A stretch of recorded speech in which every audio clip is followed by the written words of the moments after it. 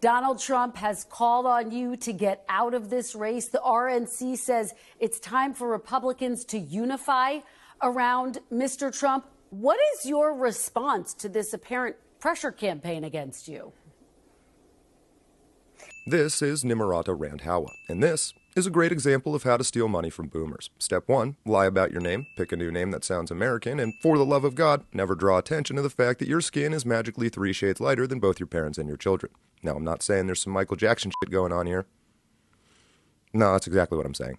Look, I mean, he can't bully his way through the nomination. I think that, it's not surprising that he is surrounded by the political elite. But let's keep in mind, the political elite has gotten nothing done for us in stopping the wasteful spending, has gotten nothing done to secure the border, has gotten nothing done to keep us more safe as we see wars around the world. And so, look, that's exactly what we don't want. I mean, the reason the political elite are upset and the members of Congress are upset is because I've pushed for term limits. I've pushed for mental competency tests. I've said if they don't get a budget out on time, they shouldn't get paid. So, look, I have fought this political class my entire life, and I'd much rather be fighting for the people than fighting for the elected officials in D.C. Nimarata's campaign, despite everything she just said, is funded by and voted for by, provably, 2 main groups of people. Democrats, that's the voting base, and the money comes from people who regularly visited Epstein's Island. Now, this isn't a Reid Hoffman video, and I won't go into details. I assume anyone under 50 doesn't need them, and anyone older, we're stealing their money. Ambassador, do you think, just going back to the RNC, calling for the party to unify around Trump, which happened, by the way, during the New Hampshire primary before the polls had even closed. Do you think the RNC has been an honest broker in this case? I mean, clearly not. If you're going to go and basically tell the American people that you're going to go and decide who the nominee is after only 2 states have voted, 48 states out there, this is a democracy. The American people want to have their say in who is going to be their nominee. We need to give them that. You can't do that based on just 2 states. And not only that, Americans want to be able to make this decision themselves. I don't think this is the place of the RNC to do it. I think that Trump overstepped when he pushed them to do it, and I think that's why he's had to back down. Nimarata is referring, with the special sort of dishonesty reserved for those who cheat on deployed military husbands, to the fact that a Swampublican made the kindergarten-level political play to declare Trump the nominee immediately following Haley's massive loss in New Hampshire, despite 70% Democrat turnout in her favor. Trump, of course, sidestepped this clown show with grace, leaving Haley scrambling as even the left-wing media chokes back laughter at the claim. And just, do you have actual knowledge and awareness that he pushed the RNC to do that and then pulled back? We know exactly the people that pushed it.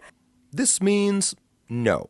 Are his people. And I know that during the debates, he was pushing Ronna McDaniel to stop the debates. He was calling her every other day. He's been pushing them to pay for his lawsuits and all of these other things. But at the end of the day, this is not about the RNC. This is about the American people. This is not about a political party deciding who they want to be the nominee.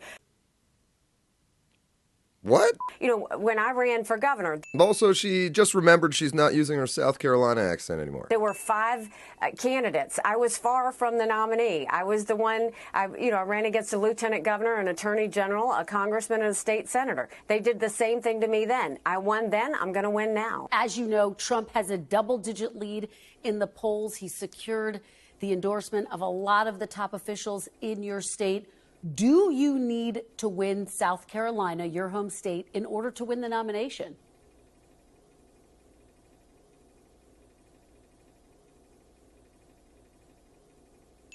Well, let's first talk about the people that he surrounded himself in South Carolina.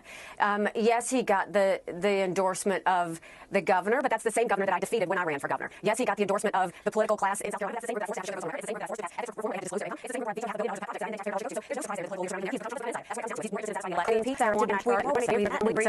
the inside. Let me just make sure we get an answer, though, Ambassador Haley, because this is your home state. You were governor in the state of South Carolina. Do you need to win your home state in order to stay in this race? Is it do or die? I think I need to do better than I did in New Hampshire. So this is a building situation. But it's do you not need about to which win, state you get and which state you don't. Do you need to actually win? I hear you saying you need to do better, but don't you need to win your home state to show that you can win a state, win your home state, and really put some delegates on the map for yourself?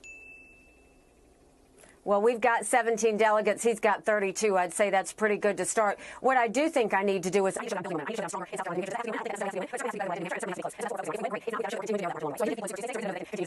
So I hear you saying you are in this regardless of the results in South Carolina through Super Tuesday. It sounds like.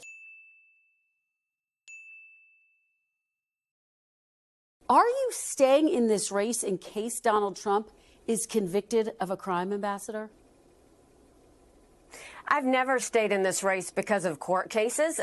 Really, I don't know what all the court cases are.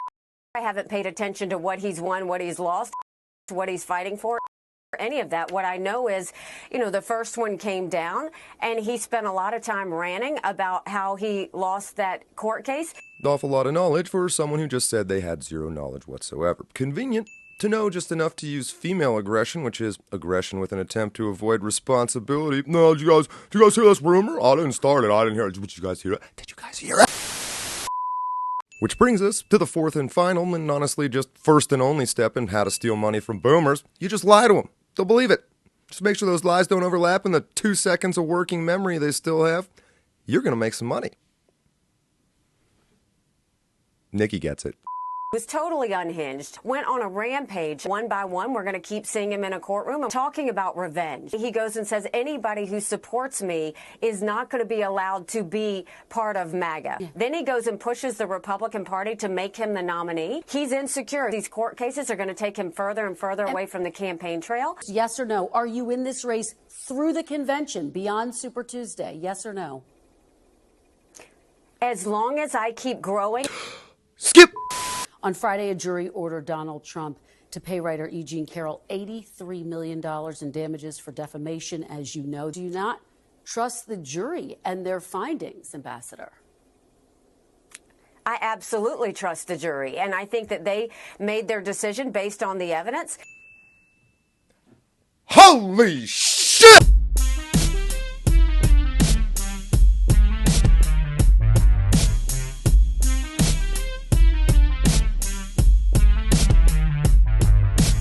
All of my sexual fantasies involve handcuffs.